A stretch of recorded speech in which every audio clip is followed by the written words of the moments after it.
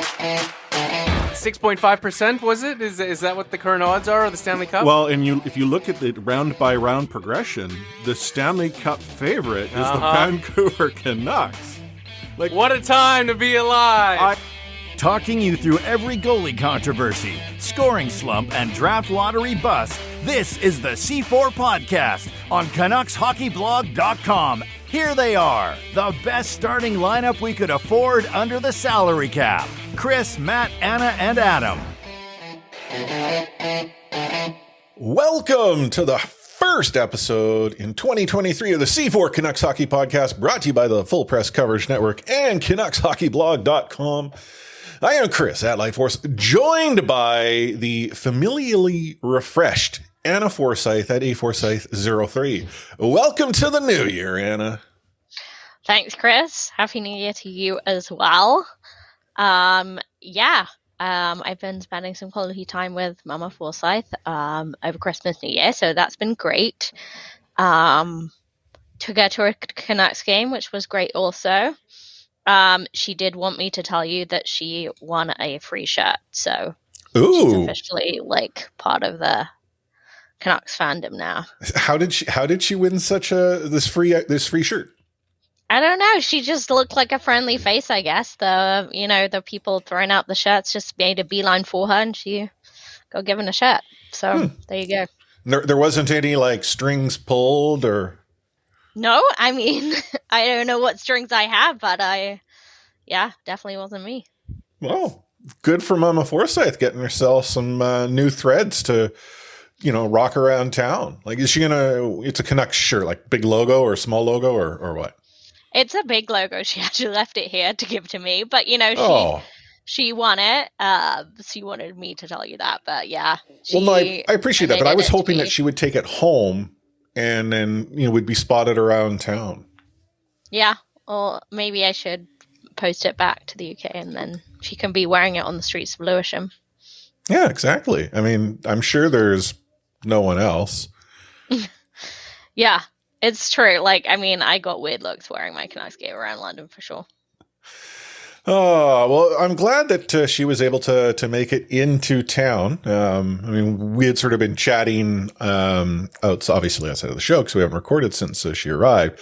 And she was flying in just in the nick of time, just before Vancouver decided it didn't want to accept flights no more. And I think even the day she arrived, it accepted 2 international flights or something. So luckily she was one of them because... yeah, I don't think she was aware how crazy it was in Vancouver, just shut down completely, just snow, you can barely move. Transit sucks, and then, less than a week later, the city is just completely back to normal. It's weird. Well, so for listeners who are obviously outside of the Metro Vancouver area, the Pacific Northwest, I don't think you fully appreciate how unprepared for a type of weather that we rarely get we are. You can't drive in the snow. Yeah, because we don't get any. You don't have winter tires. Why? I know there are reasons why you can get, winter tires in non-snowy weather, but it's just, I describe Vancouver as the tropical part of Canada. All things relative, we're kind of tropical in the winter. So. Yeah. But to be fair, this snow was really much worse than we usually experience. But we do get snow every single year. And every single year the city shuts down. That's what I said the first time. I didn't hear anything else. I did not at all. I clarified. So I think Vancouver's totally unprepared, even for the most basic amount of snow. So, yeah. But speaking of unprepared, the Vancouver Canucks were not, at least for the weather system. They didn't, unfortunately, do so well more recently. But we're going to get into all of that, how they did over the course of our holiday break, and in turn talk about our favorite player, JT Miller, because, why not? You're listening to the C4 Podcast Brought to you by the Full Press Coverage Network and CanucksHockeyBlog.com. It's kind of like I wanted to go in a half full, half empty there, but really this is rewind. Yeah, I mean, we're just constantly assessing how we feel, and it's usually half empty, but... Yeah. I mean, it's also been a couple of weeks. I've forgotten how to, run a podcast. It's an entirely new year. It's been so long since we recorded. It was 2022 when we last had a show. I know. Crazy. Yeah, I mean, I feel a little bit offbeat as well, but yeah, it's weird. It's been a up and down break for the Canucks. They obviously they had 2 wins to go into their holiday break and then 2 losses coming out of it. I mean, I've got to ask the dad question. Did they eat too much turkey? Did they eat? Well, if they had eaten too much turkey, it would have shown against that San Jose Sharks team that rolled into town just after the holidays. It's true, but it's San Jose, so. True, but that doesn't mean anything when you're the Vancouver Canucks. I mean, let's be real here. True. The Canucks find a way to lose to really bad teams just as often as they find ways to lose to really good teams. So, yeah, it's true. But it seemed another comfortable win over San Jose. They obviously beat them in overtime last time. This was a little more easy.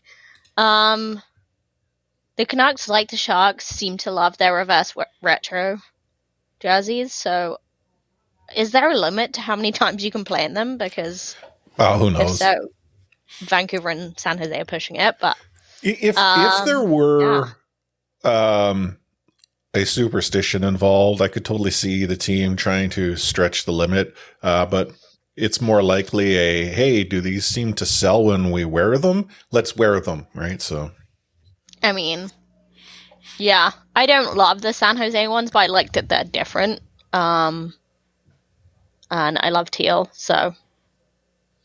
And the Canucks one, I'm kind of mad about it, but it looks really good. I kind of didn't want it to be good, but it is. Yeah. But yeah, I don't know. Overall, did they seem any different a team in 2023 as we, yeah? No, I was sort of thinking about this. When we consider where we were when we were recording our last episode, the Vancouver Canucks were putting up their second of 2 5-1 losses against the St. Louis Blues. And we're sort of looking ahead, and it's I don't know how they'll do. What's how's this team going to perform? And, arguably, I mean, I think they've been mediocre, which is fair, just like our show. But then those of you would say, well, no, out of 5 games, they won 3. So that's better than mediocre. Well, in the NHL, that's mediocre. On top of which, the Vancouver Canucks have been less than mediocre leading up to this. So those 3 wins, one of which was against a Kraken team that I think lost the game more than the Vancouver Canucks won it.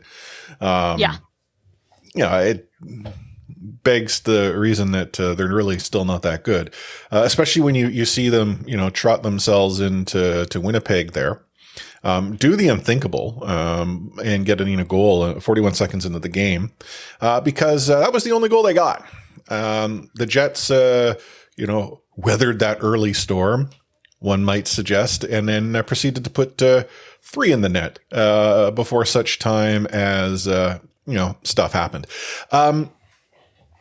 Do you want to talk about stuff happening now, or should we talk about stuff happening later?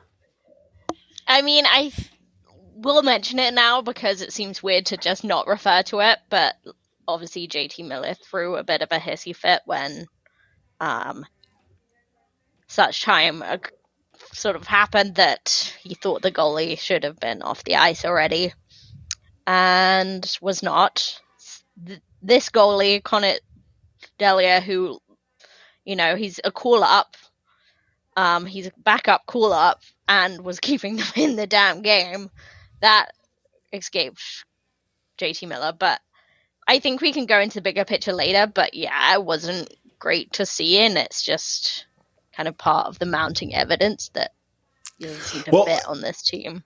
The reason why I sort of said, should we bring it up, is that it got brought up again on Saturday. It's, Hockey Night in Canada on Sportsnet because it was New Year's Eve.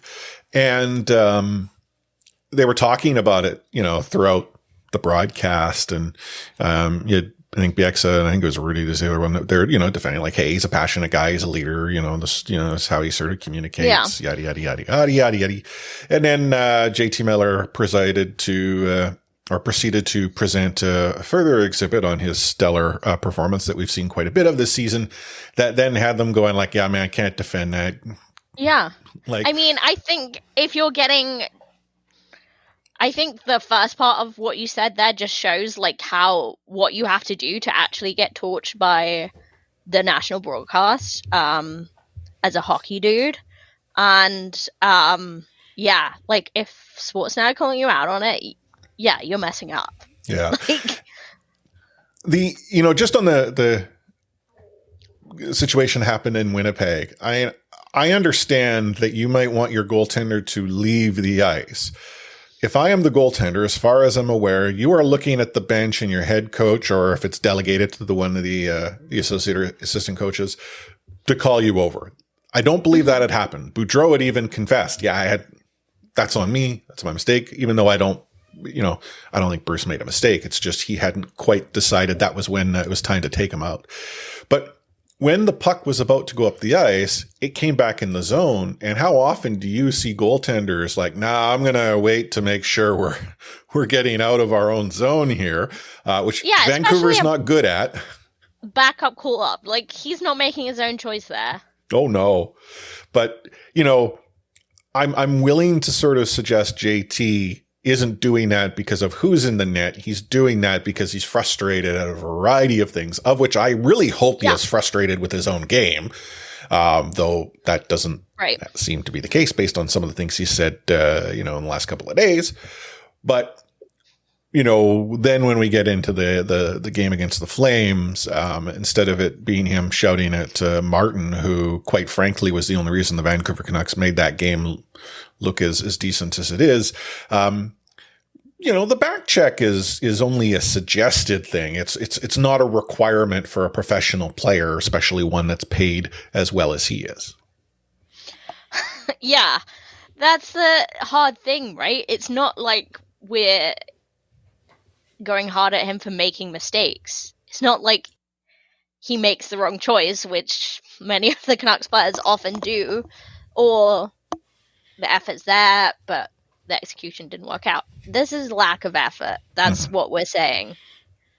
It's not like he's deciding not to back check because he's decided to do some other defensive move doesn't work out. Like, I'm not saying it's laziness, but it does seem like it's lack of effort. I would be willing to say it's laziness. Maybe it is an unfair assessment for a guy like me who's not in the room and has never played professionally and what have you, but it's not a one-off.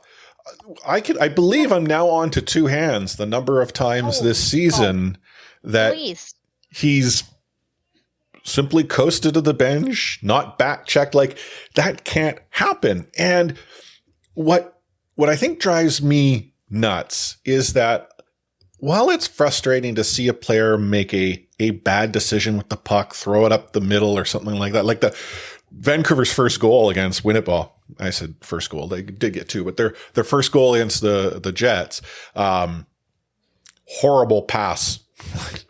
You don't break out of the zone by throwing it in front of your net with an opposition player hanging out, collecting it.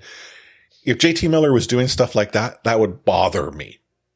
But what bothers me more is when your give a shiznit meter is devoid of anything. And if you were to say, well, he does give, a shiznit, Chris. Look at him as a leader, trying to take control of the play against the Jets and what have you. Nah, man, that's not leadership. That is no. I could swear here. It's just what I really want to describe it, but not leadership. No, but let's be honest. Like, passion is not. he may be passionate, sure. Like, he gives, like, he dropping the F-bombs that we all heard during the pandemic season. But just, like, wanton anger is not helpful. You know, he's a professional, and his teammates are covering for him when he fails to deliver defensively, and he's yelling at his teammates. Like, it's not a good look. And Bo Horvath might have said all the right things, like, it's his passion for the game, because he's not going to throw JT Miller under the bus by saying we don't want to see that. But we don't want to see it. There was a comparison by some to suggest that, well, Ryan Kesler was the same way and he didn't get anywhere near the flag that JT Miller gets.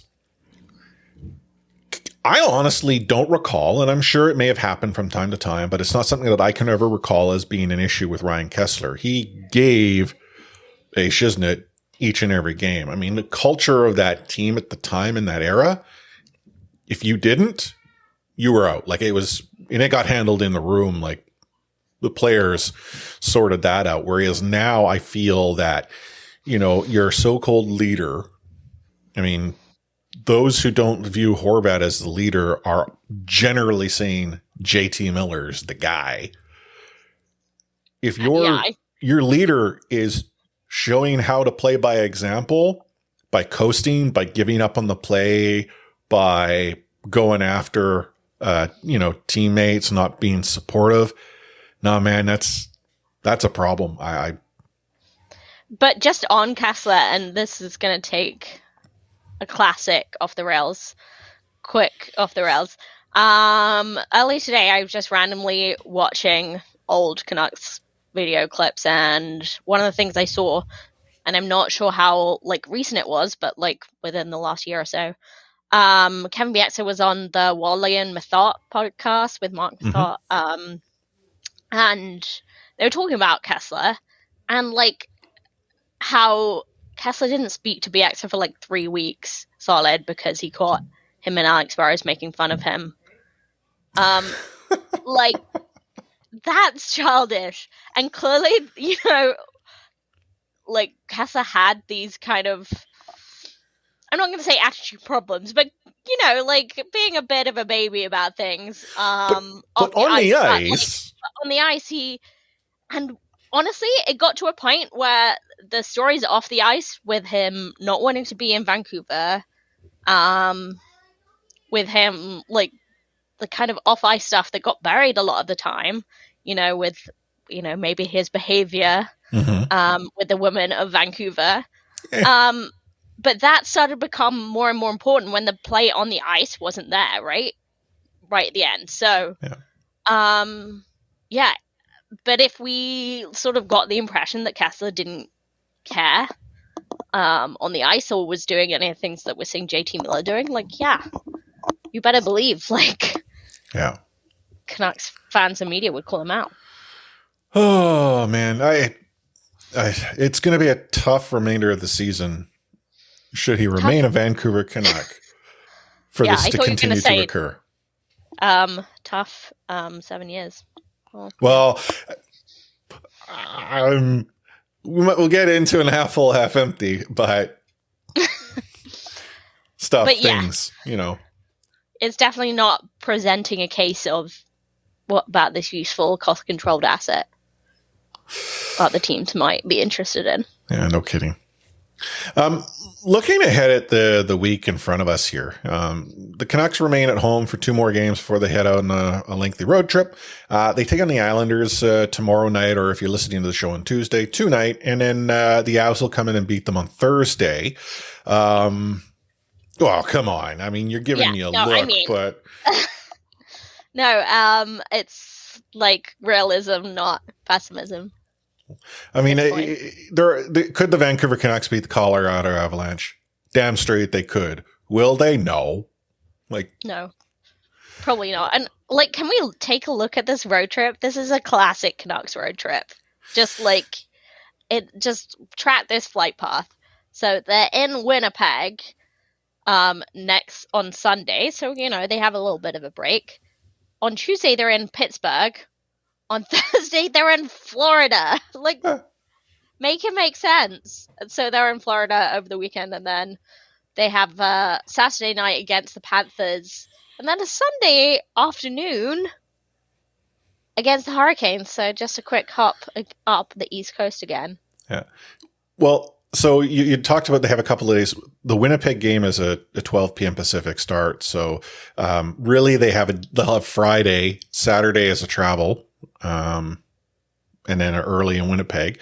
I would presume they then leave Winnipeg and find themselves in Pittsburgh for a day. They'll play in Pittsburgh. I would imagine they'll leave that night, get down to Florida for overnight Wednesday. They'll have Wednesday in Tampa, and then I don't know if they'll travel again, but you're right, the Panthers on the Saturday. But the Carolina game is a 2 p.m. start. So they'll have essentially it's a back-to-back as if it was like here in Seattle type thing. The difference is the length of the trip is quite a bit different. But then to come home and get beaten by the Tampa Bay Lightning here. And guess who's after that? Colorado Avalanche again. I mean, isn't this awesome that you get to play the Avs and the Lightning twice here? Yeah, it's just like play the last two Stanley Cup champs in short order after a kind of brutal road trip where they've probably already beaten you once. Yeah. Oh, anywho, you'd written in the rundown here. By the way, how good is Mackenzie Weegar? Is he good? He is good. I hate his name so much. It makes me think of bugs. But I just love watching him play. And because he's in the Pacific now, you get to see him a bit more. And I keep kind of forgetting. And then I'm just... Yeah, it would just be fun to have him play here, that's all. Oh, no, that's never going to happen. I know it's not. But yeah, just seeing a good two-way defenseman when we have one of those. So, a little off the rails here. I went to my uncle's yesterday for dinner. He has he deep fries turkey on his driveway. It's phenomenal. But it is not the safest way to cook a turkey. Right. He has done a lot of research. He has a lot of experience, but again, it's not the safest way because it's like you get to the oil pretty much up to like the smoking point, and then you have to put a turkey in. And if the turkey's not dry, if there's any water, if there's anything inside, what have you, problems. You have to have the level of the oil to the right because oil expands when it's heated, just like everything else does, but oil expands much more than water. And so, yeah, blah, blah, blah. But while we're waiting for this process, he's like, hey, Chris, do you think the Canucks can turn it around? And are we losing Bo Horvat? And I, fill him in on much of what you and I have been talking about over the course of the season. And he's like, okay, so let's say they can figure all of that out. Let's say, as you described, they find out that way to make that work. I'm like, yeah, great. So they've solved the problem up front. And guess what? The defense is still a problem. So really, there's no way of fixing both. And you sort of have to choose one or the other. And neither one of them is going to actually be fixed. So just blow it up. He's like, oh, you sound optimistic. I'm like, no, because they're not going to blow it up. So. But that is yeah. And honestly, like that would be the most optimistic viewpoint, right? Would be, I see a future. Well, I see a future. It's just not bright. Yeah, but there's a way out, right? We're already too late, but sunk cost fallacy. We've got to start now, otherwise we're behind. Just a player away, Anna. Just a player away. Yeah. Player 2 years away. Something like that. Okay, now we're going to take a short break. You're listening to the C4 Canucks Hockey Podcast, brought to you by the Full Press Coverage Network and CanucksHockeyBlog.com. Take hitting out of the game. You can't hit anymore, so don't do it. The unsportsmanlike conduct, I want to get an explanation on it. No kidding. Because how do you get suspended for unsportsmanlike conduct? Plus interference. There's no interference there. He had the puck. Now, Madison never ever did that before. Now, why did he do it? And that because he was mad. Well, your early favorite for the Calder Trophy, that's for sure. Elias Pettersson, you might even say your early favorite for the Hart Trophy. Just to get back to your question, Elias is going to play plenty. He didn't play. He's going to get a lot of power play time. And, yeah, I'm concerned about our offense. We lost 200-point players, and we've got to find a way to score. I think it's actually a good segue because we're talking about my uncle and me saying the suggestion or solution here is to rebuild. And we wanted to talk about the ability to rebuild when you have a couple of dollars tied up in cap. Now, I actually said to my uncle, like, if the NHL were to find a couple $1 billion in their back end that they didn't know about and the cap were to go up, that would help the Vancouver Canucks because it gives them some flexibility they do not have. The problem is I feel that they would then go take that money and waste it in the free agency, which is just horrible. You can't rebuild through free agency when you're buying. Sell, trade, not buy. And unfortunately, I just have this inclination the Vancouver Canucks would be the type of team that would look to buy. Yeah, I made the mistake of looking at which players will be over 30 either next year or within like their current contract. On the Canucks? Yes. And unfortunately, it's quite a few of them. Well, okay. And the numbers tied up there are depressing. Okay, well, like next year up front, JT Miller will be, into his 30s. Now, if we start going beyond that, there are a few other players. If we look at the term of their contract, will be into their 30s. Right, but like also Oliver Ekman-Larsson. Well, then you get to the blue line. The blue line's a whole different story. And Tyler Myers is already 32. So yeah, like if we're looking at the players, like Luke Schen's over 30 as well, but he's not currently signed beyond the year. But yeah, there's a couple players up in the high 20s, right? Mikheyev, who I didn't realize was 28. So yeah, Sheldon Dries, I mean, he's signed bare minimum and only for another year. But yeah, Mikheyev is 28. Who else is up there? Well, if they re-sign Bo, he'll be into his 30s eventually. Oh yeah, for sure. Yeah, I don't know. There's a lot of players in their mid to late 20s. And yeah, it's kind of depressing, but yeah. Kind of depressing? I mean, well, I wouldn't say it's kind of depressing. It is depressing. It is depressing. It's just like one of these contracts would make a rebuild difficult, but putting them all together makes it seem really impossible. You're going to have to take some losses on those trades, on some trades, and stop re-signing people and sign some cheap free agents and rebuild through the farm and be prepared to lose. Like, sounds so simple, right? It totally does. I mean, so the scuttlebutt that I think is more Vancouver dreaming than anything else was that Alexis Lafreniere in New York is, potentially a target for the Vancouver Canucks to acquire. And hey, wouldn't the Rangers love to have a stud like JT Miller on their roster? And boy, would that be cool if the Canucks could just do a straight up swap there. And okay. The problem also is that they know JT Miller way too well over there.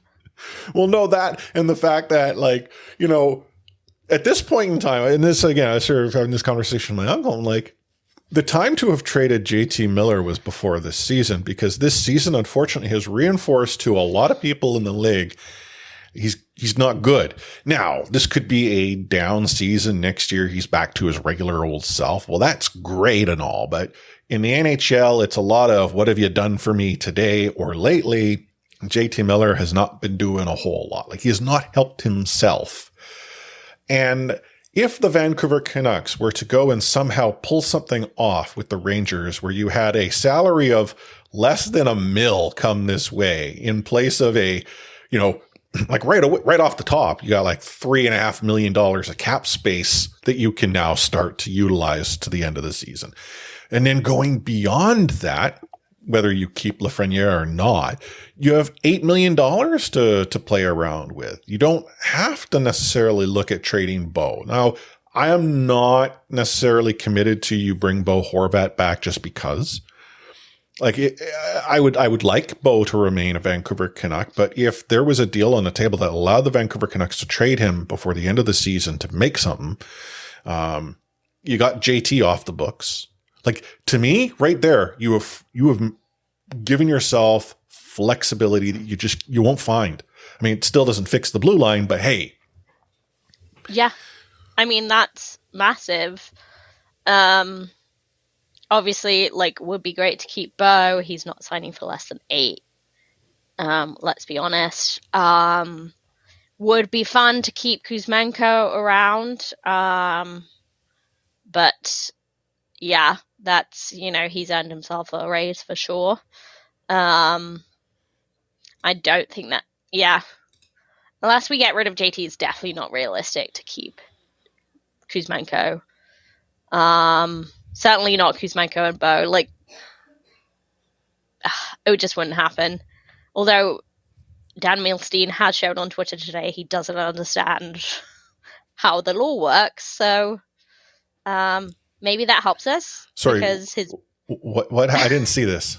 Okay, so for those of you who didn't see this, Dan Milstein, who is agent to Andrei Kuzmenko and Danila Klimovich as well, basically said about how Vancouver's sort of trying to ban foreign buyers of property, and how that would, along with the sort of tax implications, stop players signing in Canada.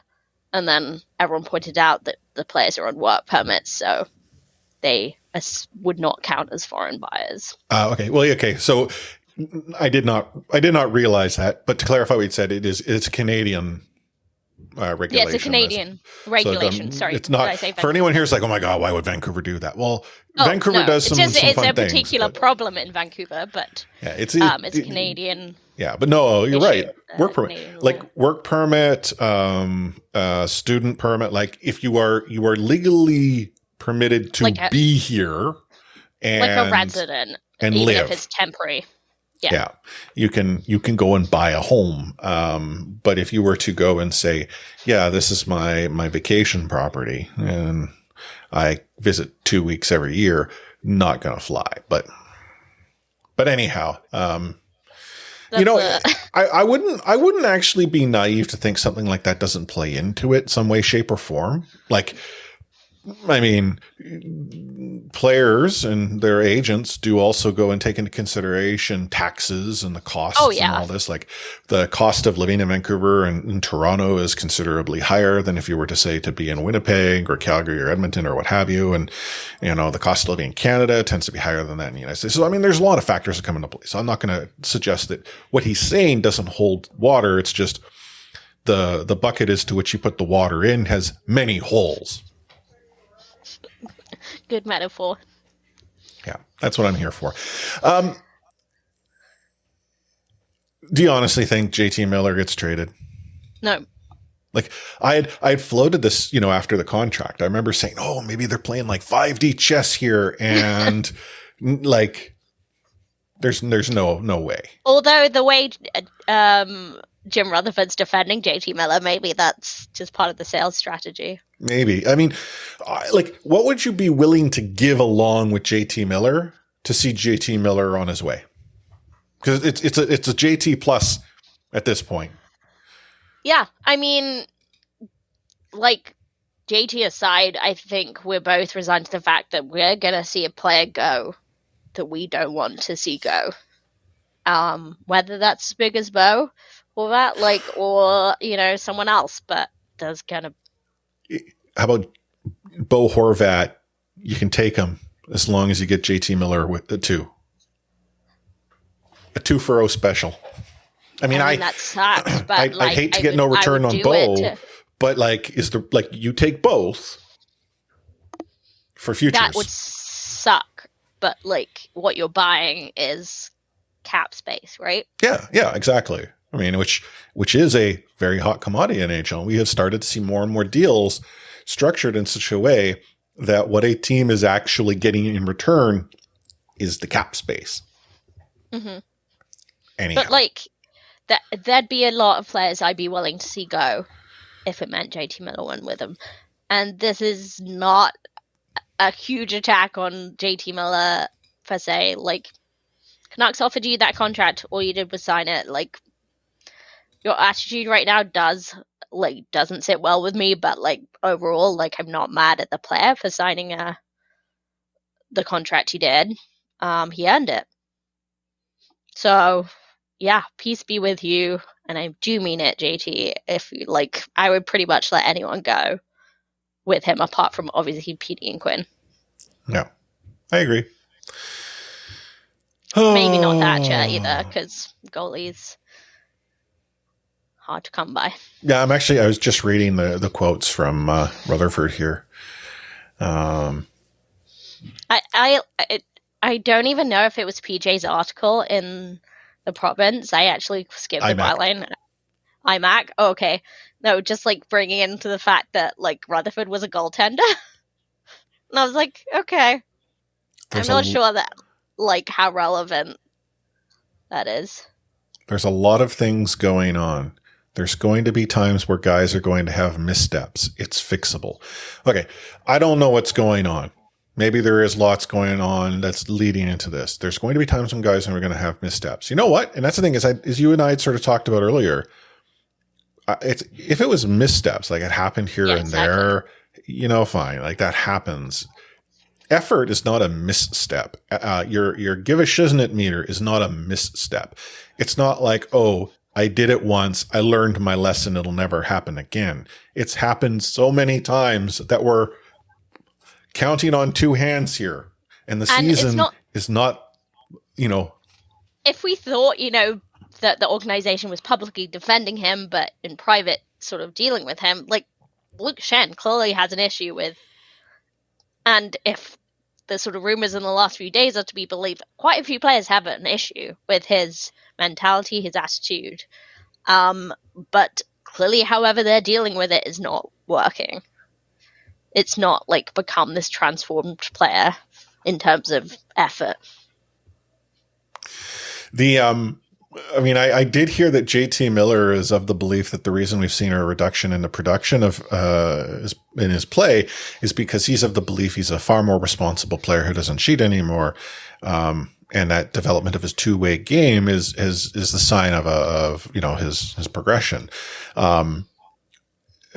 Wags actually had crunched the numbers and notes that in December, in all situations, JT Miller was on the ice for 14 goals against in 13 games. At 5-5, the Canucks were outscored 8-3 when Miller was on the ice. And that is to counter what Miller was saying is that, he hasn't been on for a lot against. Yeah. The first time I saw that quote, I sort of read it as like, him taking accountability is that I'd like to say it's this, like, I'd like to say that that's like what I'm trying to do, but that's not like panning out on the ice. And then just like the more I read, I was like, yeah, that's wishful thinking. His 5-on-5 play has sucked. Like his power play has been. But he doesn't think it does. He genuinely believes.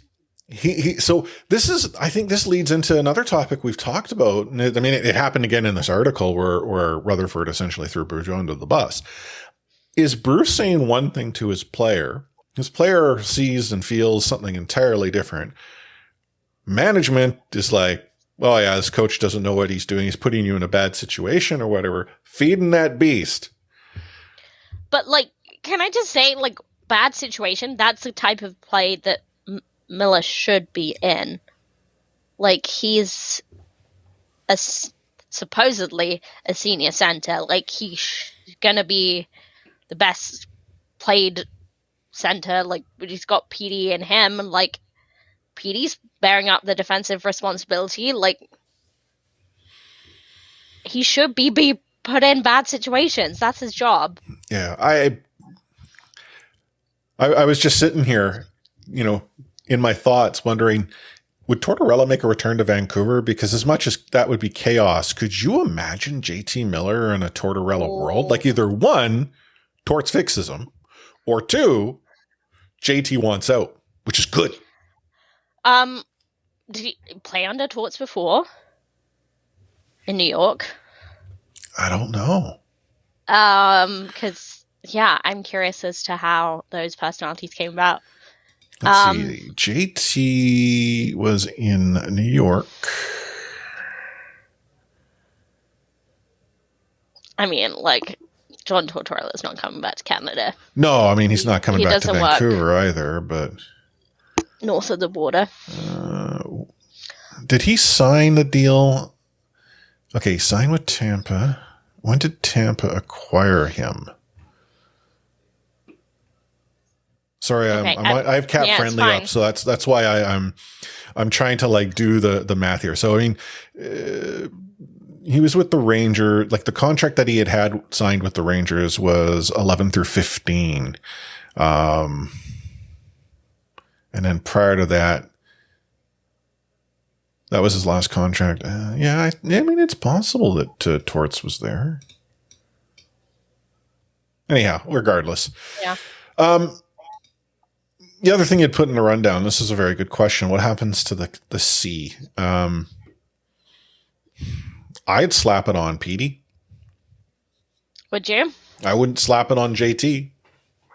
I mean, God, no. But could you see a JT under a PDC? I mean, I can't see that working well. And I don't think Petey would take the captaincy if JT remained an alternate. Do you? Like, No, or I don't. JT remained, but like, I don't know. I just think, if you can get Luke Schenn re-signed for a reasonable amount, Luke Schenn makes way more sense as a captain to me in the short term over Petey. But then, so this thing though is if it's a short term, if it's a transition, like JT is here until the end of time. And if you're not going to give him the captaincy. But what kind of culture does that set? Well, no, I know. I mean, clearly I don't the want him Canucks to were wear happy it. with I don't think he it. should. Yeah. Like, Clearly the Canucks were happy with whatever culture he was putting out. But like, do you have it on Schen's shirt until Quinn reaches age?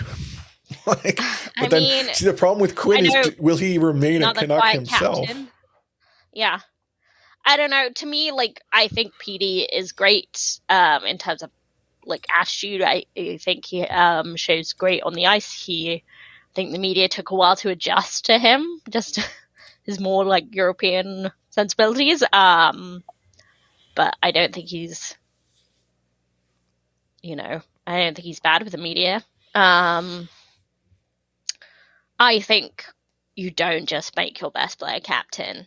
I think it has to be something else. Well, JT's not your best player. Yeah. I mean, then someone to counter. Well, Chris, Anna's right. You don't slap it on Petey or whomever. Well, that's what I'm suggesting. That I think it wouldn't be good for Pettersson. No, and I actually don't disagree with that. I just, who else? Yeah, not I think named it's JT tricky. Miller. Yeah, I think, like, to me, the best in terms of, but I feel like I'm just trying to emulate sort of a Bo Horvat leadership and like someone that's a good leader and good culture setter to me would be Luke Schenn. But actually, he's not even. I have no issues with him wearing a C, especially in a transitional sort of role. It's just transition to what? I mean, he's 33. Like, yeah, exactly. You've got to decide sort of if you make Luke Schenn captain, you've already got to decide like either who's your next captain or what that group is going to look like. Yeah. Obviously, Canucks would love. I feel like Canucks will just go back to no captain, at least for a year. I think they're just like so close to that. I know our enemy of the show, Wyatt Arndt, took a run at the Stanch. He took a run at like some left field candidates for the role and stuff. He did an article about it and who made sense. But yeah, to me, I can't see. I think it's so difficult because, yeah, Luke Schenn, culture-wise, JT Miller, like, makes sense in terms of what you've sort of set out your organizational plan to be, but that sucks. If I don't like that at all. I was trying to give you the evil eye. Yeah, I saw that. You're not great at it. No, I'm not. But I mean, if our listeners could have seen it. Yeah, I'm not saying that JT Miller makes sense as a captain and what we expect a captain to be, because I think even though he's going to get the C, let's be it, honest. No matter what we say, he's just going to get it and sky will fall. Yeah. If the captaincy is more for the fans than the organization, then was it like say to the fans by giving JT Miller the captaincy? Like, you don't have to try. Yeah, exactly. You know who they could give it to when they draft him? Connor Bedard. That would be neat. Watching him tonight against Slovakia, my goodness, kid's unreal. It's just a shame he won't be a Vancouver Canuck. Like I'm not even optimistic that the Vancouver Canucks will have first overall or be bad enough, or like it's not going to happen. Like I have come to the realization that Vancouver will have no hope unless like a Brian Burke-esque trade or trades takes place, in which, he got the Sedins. But again, it's just about the only thing that could happen is Connor, upon getting up on the stage and says, I refuse to play and I only want to go to Vancouver. And he Eric Lindroses himself into town, which won't happen. Yeah, exactly. Which again won't happen because he's a good, polite kid. But yeah, when I wrote the rundown about like how good it would be to get Connor Bedard, the quarterfinal game hadn't even happened, so he hadn't broken the record. He had just been like having a great tournament. Overtime? Now it's sublime. Yeah, it's like, I'm going to hold it in. I'm going to go and ride the blue line. Now I'm going to go and you're out of your skates. You're out of your skates. Oh, goaltender, you're into the corner. Let me just put it into the net. And meanwhile, the other Slovakia player is just sort of watching it. I think he was in awe. Like he didn't even really react. His stick came down way too late. But Bedard would be phenomenal. It's just a shame he won't be in Vancouver. Yeah, I think maybe he'll bring the Stanley Cup to town when he wins it on whatever team he gets drafted by. Yeah, the holiday period kind of showed us like just how easy it is for the Canucks to go from below average to like average, right? They've just like cruise over 500. Do I think that's enough to make the playoffs? No, but like it's enough to just miss them. Yeah, not have enough to just miss the playoffs for sure. They were Sakaris and Price were on CTV just before the end of the year with Jason Perez doing sort of review of the Canucks in the season, blah blah blah. And one of the questions was like, where do you see the Vancouver Canucks ending up? And Price is like, I at the start of the season I thought they might squeak in. Now I'm of the opinion they're going to squeak out, and it's the worst possible position to be in because you have absolutely no power within the context of the draft, and you got no value for potential playoff hockey. Vancouver has a lot of work to even get themselves to that spot, but they seem to have a way to do that. But they are closer to being nearer to Chicago than they are of sort of squeaking in right now, I believe. Yeah, I think squeaking out is a good way to put it. They're vacillating between edge of the playoffs and below. They're just Yeah, I'm just looking at the percentages here. Oh no, actually they're closer to Anaheim. Chicago's doing a really good job right now. Yeah, but they're having a bad season, but not a terrible season. I think their strategy would have to change for them to lose as much as they need to. Yeah, it won't happen. And it won't happen. No. Oh, well. I love the playoffs too much. So here we are, end of a show. Another mediocre episode from the best mediocre Vancouver Canucks podcast around. I had mentioned this on social. So for some of you who might be paying close attention, things changed on social media as it pertains to our podcast. We look a little bit different. And I thought my tweet about it was witty. I mean, it got a little engagement, but no, I talked about a potential rebuild and how, our podcast will be going through a rebuild for 2023. And I put in at least you can count on one rebuild, right? Maybe the Canucks can too. Yeah, exactly. But we have a new logo. We have a new brand. The podcast cover art that will change soon. You're going to hear eventually over the course of the season, or at least the year, new intro. I mean, it's about time that Matt and Adam get the boot. Yeah. I mean, Matt popped into like C4 Discord, makes a snide comment, and then pieces out. Yeah. But at least he popped in. I don't know what's up with Adam. I hope he's doing well. We don't hear from him. Hope the conditions in Matt's basement are suiting him. That's right. But these are some of the changes that we're going through. We're also, as we had talked about last episode, changing the way as to which you could support our show, transitioning off of Patreon, which is no longer available. If you go to patreon.com/C4podcast, it does not work. You have to go to Buy Me a Coffee, what we're calling BMAC. But the way to get there is very easy. You just go to support.c4podcast.com. You'll be forwarded. You can support us either through a membership, which is a recurring monthly thing. It's $5 a month, or you can commit for the full year, which is $50 for the year.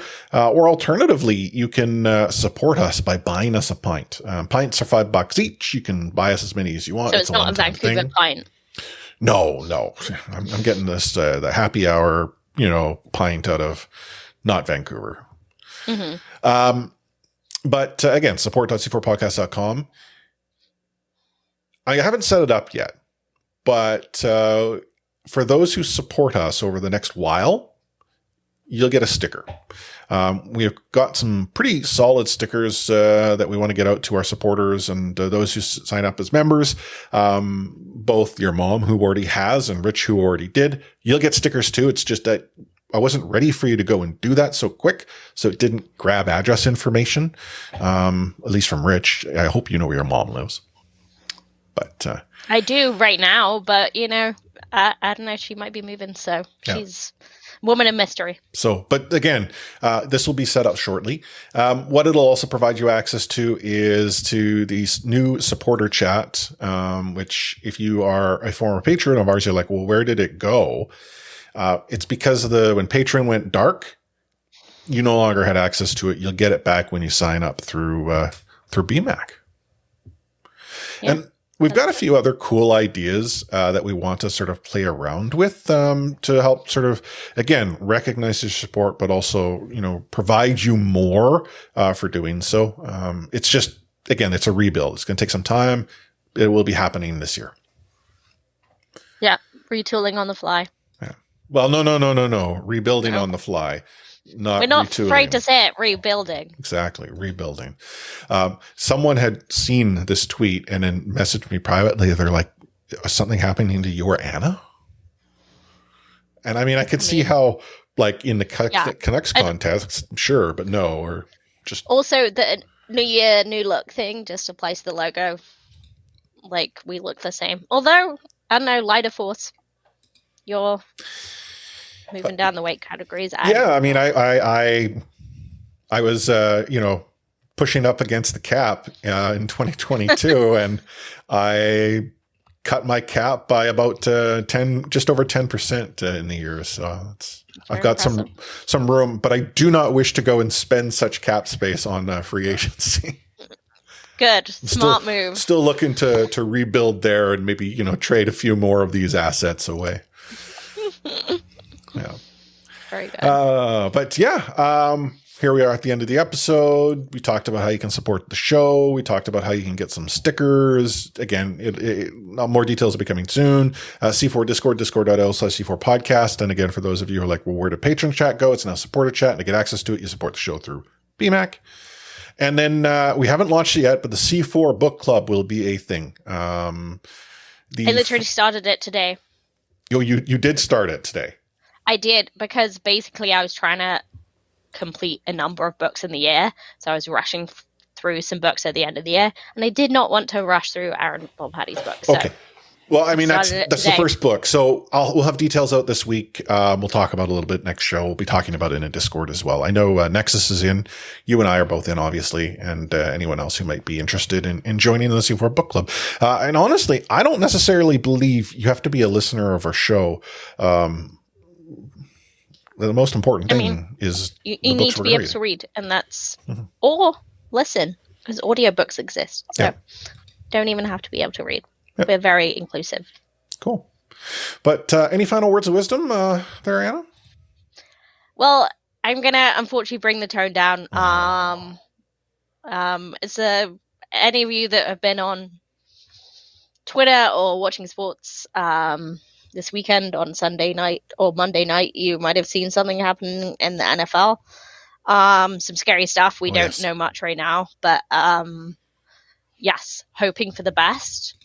And yeah, as always, hug your loved ones and try and do good things. And I believe there is a toy drive you can donate to if you feel like supporting. So let me see if I can. I'm sure if you search Damar Hamlin, you can find it. But yeah, hoping for the best. Yeah, I did not see it happen. I mean, NFL football is not something I follow religiously. No, neither. But I was actually talking to a few people, and when it happened, it was just to talk the conversation. But, you know, I agree with you, you know, hug your loved ones. And when it comes to sport, understand that the sport is not the end all or be all. It was a tragic scene. And, you know, really, there might be much that one might want to say about, you know, whether it be football or as we might talk about hockey or anything like that. But at the end of the day, you know, what happened here was the result of something beyond the play. And while I hope he recovers and he is well, and we've seen, you know, incidents where someone has had a very critical issue, like Eriksson in the Euros, right? I mean, he's back to professional play. This is someone whose heart stopped, just, you know, stopped. A professional athlete, someone who's got like the best doctors and goes through all these tests and what have you. You and I don't necessarily have access to or the ability to, and yet, you know, this occurred to him. He's back and he's playing, and I hope that happens for Damar. But Hanlon, but you talked about his charity drive. So there was a charity drive that he had on GoFundMe. It's still there. His goal was $2,500.